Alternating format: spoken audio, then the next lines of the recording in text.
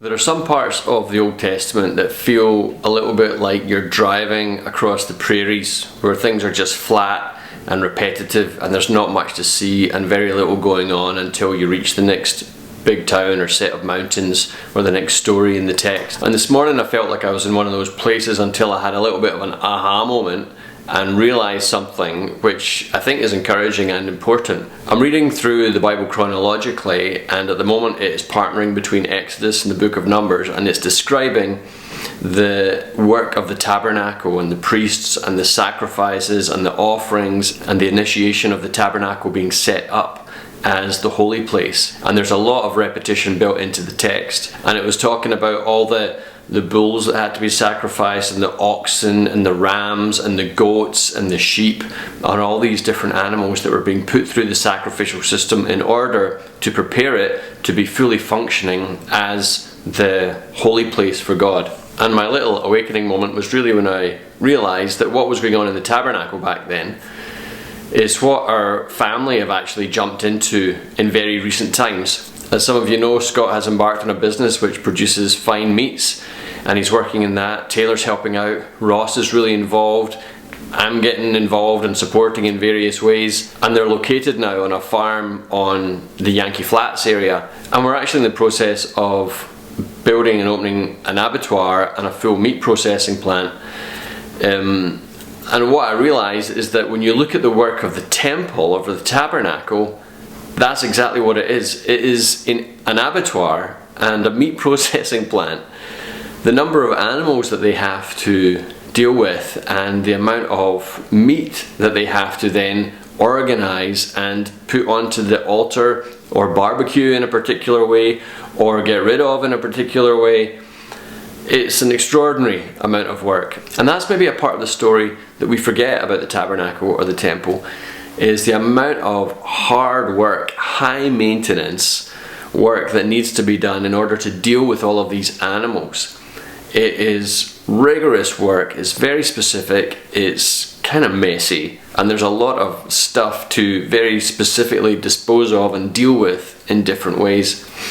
And the tabernacle and the temple, they functioned annually. They just kept going with their routine of sacrifices, both daily and weekly and seasonally, and with all of their festivals as well. So the priests weren't the kind of priests that we might imagine, where they were just wandering around praying and reading the scriptures all day and, just contemplating and meditating on holy things. Most of the time they would have been up to their elbows in blood, and they would have had a whole array of different knives and equipment to do the work they needed to do. Big fires roaring the whole time to take care of both the cooking and the incineration. So just an extremely high amount of work and labour intensive, and a lot of it really not very nice. And so when I was thinking about that and the journey that we've embarked on with our partners and the family, I'm thinking, man, we're kind of jumping back in time to Old Testament days and opening our own little temple out there in the fields to try and provide good, healthy meat for the local community.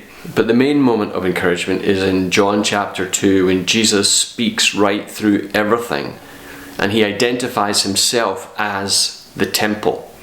He actually says, if you destroy this temple, I'll build it again in 3 days. And it says explicitly in the text, he was speaking there about his body.